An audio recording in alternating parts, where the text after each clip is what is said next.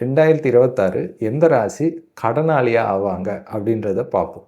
அதாவது இந்த காலகட்டத்தில கிரெடிட் கார்டு வச்சிருக்க எல்லா ராசிக்காரங்களும் கடனாளி தான் அப்படின்னு சொன்னா கூட, கடன் தலைக்கு மேல போடுற லெவலுக்கு பெரிய கடன், கடன் பிரச்சனையில மாட்டிக்கிட்டேன், தூக்கம் வரமாட்டேங்குது அப்படின்ற மாரி பெரிய லெவல்ல கடன் வாங்கி சிக்கல்ல சிக்கிறதுக்கு எந்தெந்த ராசிக்கு அதிக வாய்ப்பு இருக்கு அப்படின்னா, குறிப்பா இதில கடக ராசி சொல்லலாம்.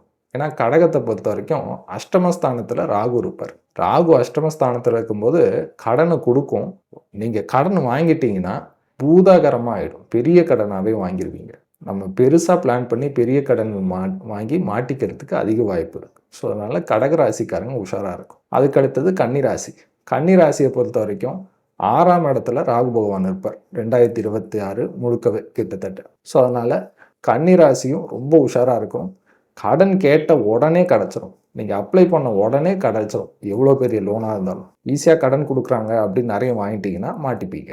தனுசு ராசி. தனுச பொறுத்தவரைக்கும் அஷ்டமஸ்தானத்தில குரு பகவான் தனக்காரகன் உச்சகதியில இருப்பார். ஸோ, அதனால கேட்குற இடம் எல்லா இடத்துலயும் கடன் கிடைச்சிரும். ஈஸியா குடுக்குறாங்க அப்படின்னு நெறைய வாங்கிட்டீங்கன்னா மாட்டிக்கிறதுக்கு அதிக வாய்ப்பு இருக்கு. ஸோ, தனுசு ராசியும் உஷாரா இருக்கும். அடுத்தது கும்பராசி. கும்பத்த பொறுத்தவரைக்கும் 6ஆம் இடம்.